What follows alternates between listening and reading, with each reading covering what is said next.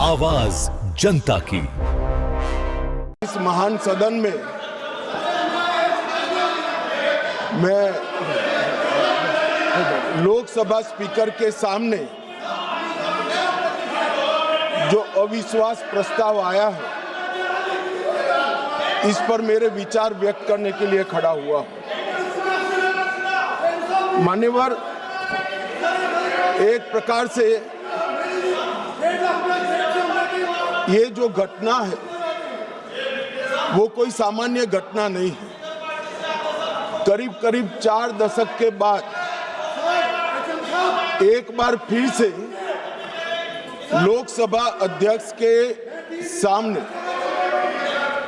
अविश्वास प्रस्ताव आया है और एक प्रकार से मैं ये भी कहना चाहता हूं कि संसदीय राजनीति और ये सदन दोनों के लिए ये अफसोसजनक घटना है। क्योंकि स्पीकर जो होते हैं वो किसी दल के नहीं होते, सदन के होते हैं और एक प्रकार से सदन के सभी सदस्यों के अधिकार के वो संरक्षक भी होते हैं। उनके सामने अविश्वास प्रस्ताव कोई साहजिक घटना नहीं है। फिर भी 10 घंटे तय हुए थे मान्यवर। 10 घंटे से ज्यादा चर्चा हुई है। लगभग 13 घंटे तक सदन इस पर दोनों पक्ष विपक्ष दोनों की ओर से चर्चा की और 42 से ज्यादा सांसदों ने इसमें हिस्सा लिया है। मान्यवर, मैं पूरे सदन को बताना चाहता हूं कि स्पीकर की नियुक्ति जब हुई, अभी के विद्यमान स्पीकर साहब की जब नियुक्ति हुई, तब दोनों दलों के नेता ने एक साथ उनको आसन पर बिठाने का काम किया। इसका मतलब है स्पीकर को अपने दायित्वों के निर्वहन के लिए पक्ष और प्रतिपक्ष दोनों ने एक प्रकार से मुक्त माहौल भी देना है और दायित्वों के निर्वहन के लिए उनका समर्थन भी करना है। मगर आज स्पीकर के निर्णय पर कोई असहमति तो व्यक्त हो सकती है, मगर लोकसभा के नियमों में स्पीकर के निर्णय को अंतिम माना गया है।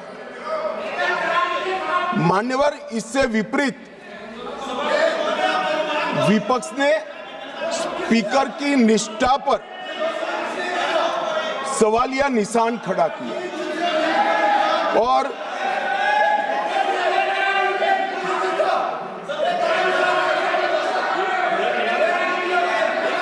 अगर आप रिकॉर्ड में आना चाहते हैं, रोड साहब, आप लोग रिकॉर्ड में आना चाहते हैं तो मैं अलाउ कर रहा हूं कि लिखित अपना भाषण कर दें, तो रिकॉर्ड में आ जाएगा।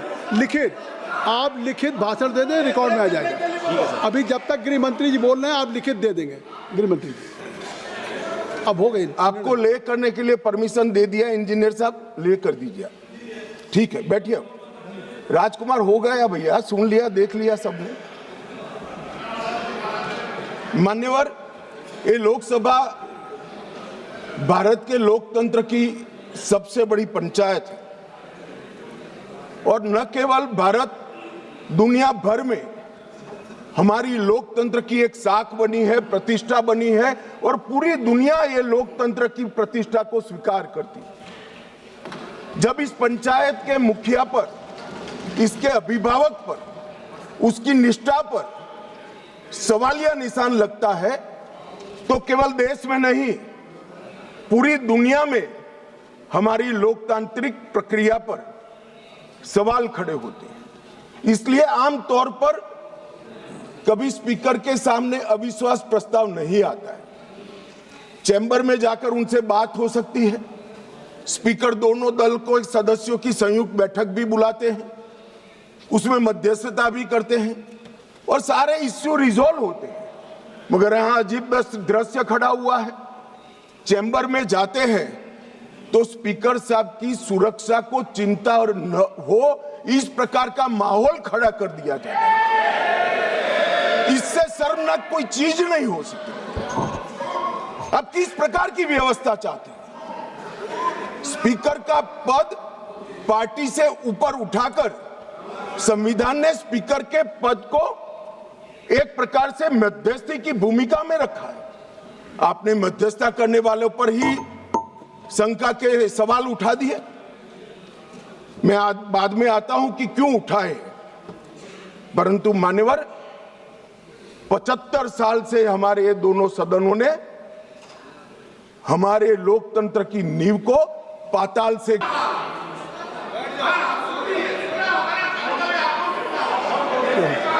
मान्यवर विपक्ष के नेता राहुल गांधी जी कांग्रेस पार्टी के भी बड़े नेता हैं। कई बार सार्वजनिक जीवन में ऑब्जर्व किया जाता है, लोकसभा चलती हो और पार्टी के बड़े कार्यक्रम लगते हैं, चुनाव लगता है और वरिष्ठ नेताओं को, जनता को अपनी पार्टी के विचार बताने के लिए, अपने प्रचार के लिए जाना पड़ता है। बहुत स्वाभाविक घटना है। सिर्फ राहुल जी के साथ नहीं हुआ, अनेक नेताओं के पास। मगर इसमें रसप्रद ये है कि यहां नहीं थे तो कहां थे? मान्यवर शीतकालीन सत्र 2025 वो जर्मनी की यात्रा पर थे। बजट सत्र 25 वियतनाम की यात्रा पर थे। बजट सत्र 23 इंग्लैंड की यात्रा पर थे। बजट सत्र 18 सिंगापुर और मलेशिया की यात्रा पर थे। मॉनसून सत्र 20 विदेश यात्रा पर थे। बजट सत्र 15 इसमें से 60 दिन विदेश यात्रा में रहे। अब सब एक भयंकर कोइंसिडेंट है। जब भी बजट सत्र आता है या महत्वपूर्ण सत्र आता है, उनकी विदेश यात्रा लग जाती है और फिर कहते हैं हमें बोलने नहीं देते। भाई विदेश से सदन में कैसे बोलोगे बताओ भाई? कोई मुझे समझा दे मान्यवर। जो आदमी जर्मनी में है, इंग्लैंड में है, सिंगापुर में है, वो यहाँ कैसे बोलेगा? यहाँ वीडियो कॉन्फ्रेंस का कोई प्रावधान नहीं है मान्यवर, वरना तो वीडियो कॉन्फ्रेंस से भी उनको बुलवा देते। और मान्यवर आज जब विपक्ष स्पीकर साहब के कंडक्ट पर सवाल खड़ा कर रहा है, कंडक्ट सिर्फ स्पीकर का नहीं देखा जाता। ये सदन पक्ष, प्रतिपक्ष और स्पीकर और माननीय राष्ट्रपति महोदया, ये सब मिलकर सदन बनता है। तो स्पीकर के कंडक्ट की टीका कर रहे हो, आपके कंडक्ट पर भी तो कभी बात करो। ये क्या हुआ मान्यवर? यहां पर ट्रेजरी बैंक पर प्रधानमंत्री बैठे हैं, दौड़ के आकर गले लग जाना, ऐसा कभी नहीं हुआ मान्यवर। कभी ऐसा नहीं हुआ कि सत्ताधारी पक्ष के सदस्यों के सामने फ्लाइंग किस करोगे। कभी ऐसा नहीं हुआ सदन में आंख मटकाओगे मान्यवर। मुझे तो बोलने में मान्यवर ये कंडक्ट जो है, ये कंडक्ट जो है वो स्पीकर साहब के कंडक्ट पर सवाल उठा रहे हैं। मैं इनको पूछना चाहता हूं। एक मिनट माननीय गृहमंत्री जी, माननीय गृहमंत्री जी, गृहमंत्री जी, माननीय गृहमंत्री जी, एक मिनट। अगर सभी माननीय सदस्यों की सहमति हो तो सभा की कार्रवाई जब तक गृहमंत्री जी की स्पीच चल रही है समय बढ़ा दिया जाए। मान्यवर किसी भी के सामने हम एक उंगली दिखाते हैं तो 4 उंगलियां अपने सामने उठती है। ये जब लोकसभा स्पीकर के कंडक्ट पर सवाल करते हैं, समूचे विपक्ष को मैं कहना चाहता हूं, मान्यवर किस तरह से एक कंडक्ट की बात कर रहे हैं जब उनके सर्वोच्च नेता ही आंख मारते हैं, आकर प्रधानमंत्री के गले लिपट जाते हैं, फ्लाइंग किस करते हैं। मान्यवर ये बताता है कि वो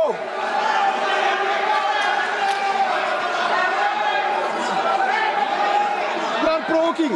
No, you are provoking. No, please. No. Nothing will go on the card. I will request. You are provoking. Bhagwan Moitra is provoking. Standing, please.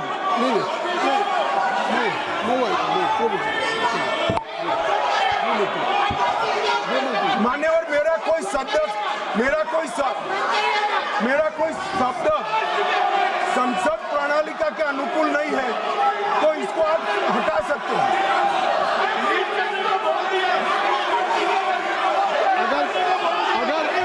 अगर कोई ऐसा शब्द होगा तो उसको मैं कार्रवाई में देख लूंगा। कोई शब्द होगा तो उसको कार्रवाई में देख लूंगा। चलिए मैं कार्रवाई में देख लूंगा। मैं देख लूंगा। माननीय गृह मंत्री जी,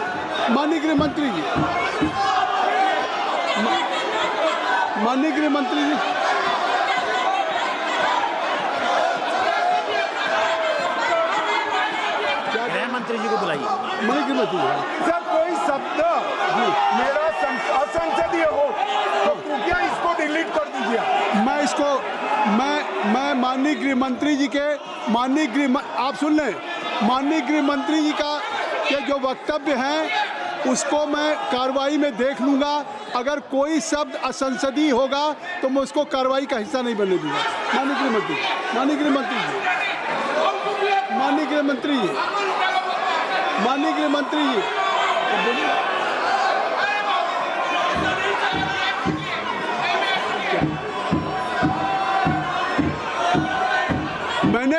जी, मैंने एक ruling they the Jyoti, I have already given A ruling. देखिए मैंने कह दिया माननीय गृह मंत्री जी के अगर जो जवाब है उनका वक्तव्य है उसमें कोई भी अनपार्लियामेंट्री वर्ड्स होगा तो I will look into it and that will be expand. I have given promise, this is my ruling. आप जानबूझ करके सदन की कार्रवाई न करें। नहीं, ये नहीं। आप सुनने का धैर्य रखिए। आपने इतनी बातें कही, नहीं, you have spoken, I think so you have made a lot of charges against the government. नहीं, in your speech Gaurav Gogoi also he has spoken against the government. अगर उसका जवाब दे रहे हैं, अगर गृह मंत्री जवाब दे रहे हैं तो उनका अधिकार है, आप इसको सुनिए। यही तो कह रहे हैं। नहीं, सदन नियमों से चलेगा, सदन परंपराओं से चलेगा। नहीं, आखिर आप बोले, आपको किसी ने डिस्टर्ब नहीं किया। गौरव जी मेरी रिक्वेस्ट सुन लें, आप ज्योति चलो, मैं कह रहा हूँ, आप कृपया चलें। जब मैं कह रहा हूँ कि धर्मेंद्र जी, गौरव जी, आखिर आप लोगों ने इस अविश्वास प्रस्ताव पे, मोशन पे आपने हर दल के लोगों ने जो बातें हुई, अविश्वास के साथ साथ सरकार के खिलाफ भी आपने कहा, सरकार के ऊपर आरोप लगाया, प्रधानमंत्री पे आरोप लगाया आपने सरकार। तो अगर अब गृह मंत्री जी सरकार की तरफ से जवाब दे रहे हैं तो उनको पूरा अवसर है, क्योंकि आपने अगर आरोप लगाए हैं, आपने कंडक्ट से हट करके केवल स्पीकर के उस टेक्स्ट तक नहीं थे। Madam Jyoti, your most of the speaker they have level charges against. और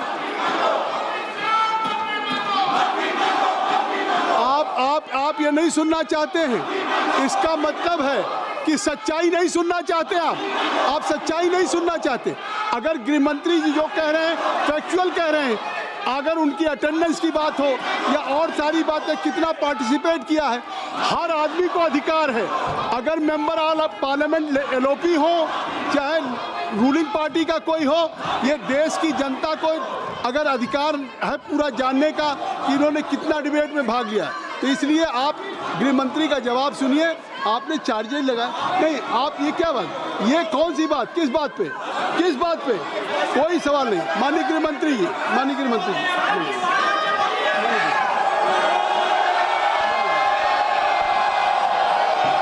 nothing will go on record, nothing will go on record.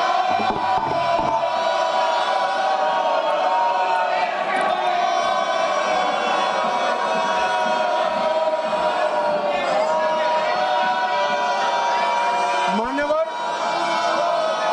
जब विपक्ष के सदस्य श्री गौरव गोगोई भाषण कर रहे थे, उन्होंने किया कि हम चीन की सीमा की चर्चा करना चाहते थे। एक अप्रकाशित पुस्तक के रेफरेंस से चर्चा करना चाहते थे, आपने करने नहीं दिया। मगर मैं पूरी कांग्रेस पार्टी को पूछना चाहता हूं कि अक्साई चीन का 38,000 वर्ग किलोमीटर क्षेत्र किसके समय में चीन हड़प गया? कांग्रेस पार्टी के समय में हड़प गया। और साहब, उस वक्त विपक्ष को प्रधानमंत्री जी ने जवाब क्या दिया? श्री जवाहरलाल नेहरू ने कि वहां घास का एक तिनका भी नहीं उगता है। ये तो उनकी मानसिकता है। 1962 में चीन पूरा नफा बढ़ा लिया। नेहरू जी ने कहा, my heart goes out to the people of Assam. Assam को बाय बाय कह दिया मान्यवर। इनके समय में चीन ने भारत का एक बहुत बड़ा क्षेत्र हड़प लिया, और वो चीन की बात कर रहे हैं। मान्यवर, जब कांग्रेस के रक्षा मंत्री एंटोनी जी यहाँ थे, उन्होंने कहा 6 सितंबर 2013 को देश की संसद में कहा कि सीमा पर सड़कें बनाएंगे तो दुश्मन अंदर आ जाएगा। तो सेनाएं किसके लिए है मान्यवर? और स्वयं लीडर ऑपोजिशन लोकलाओं में हमारे और चीन की सेनाएं आमने सामने थी। वो चीनी दूतावास में मुफ्त मीटिंग कर रहे। पहले तो उन्होंने डिनाई किया, पर चीनी दूतावास जब इसका कंफर्मेशन किया तो उन्होंने कहा जानकारी लेने के लिए गए। अरे जानकारी लेनी थी तो रक्षा मंत्री जी को मिलते, प्रधानमंत्री जी को मिलते, राष्ट्रपति जी को मिलते। चीन के दूतावास से जानकारी आप लेना चाहते हो मान्यवर? वर्ष 2005-6 में राजीव गांधी फाउंडेशन को चीनी दूतावास से 1 करोड़ 35 लाख रुपया का अनुदान मिला।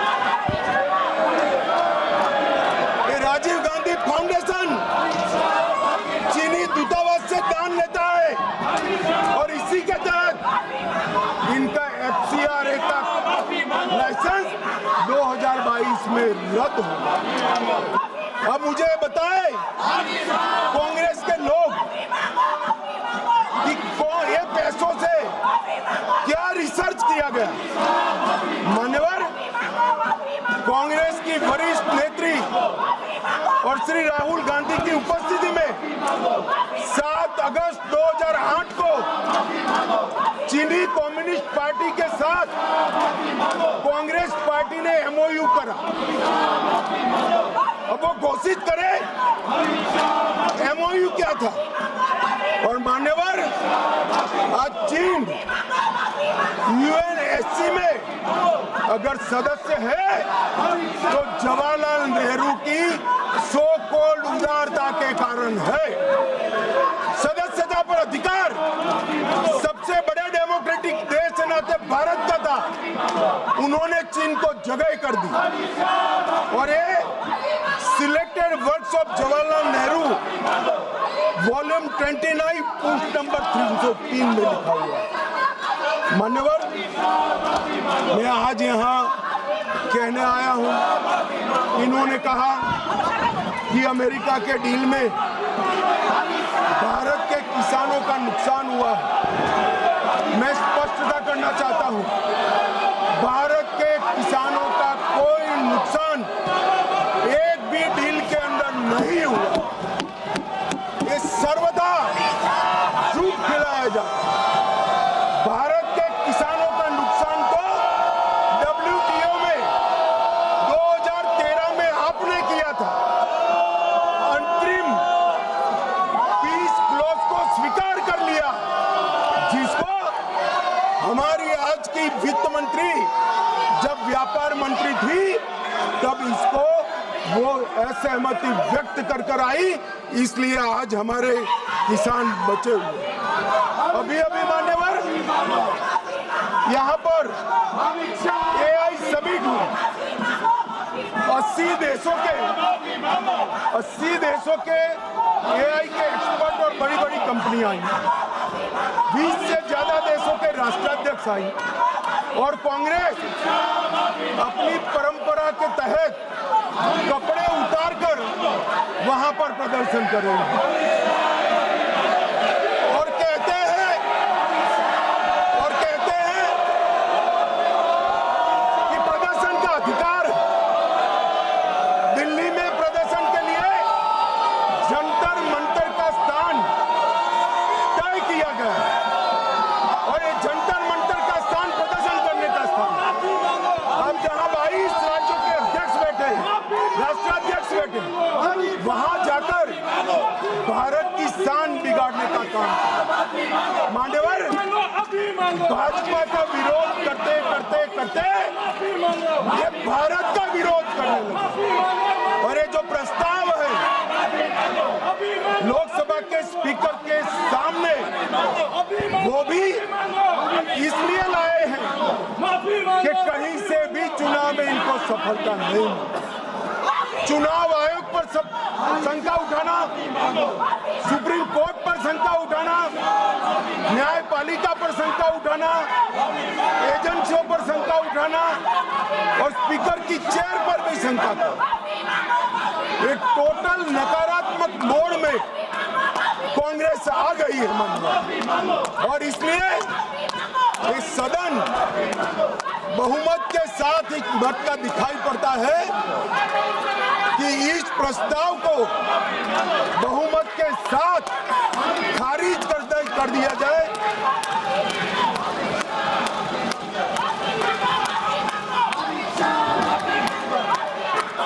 सारा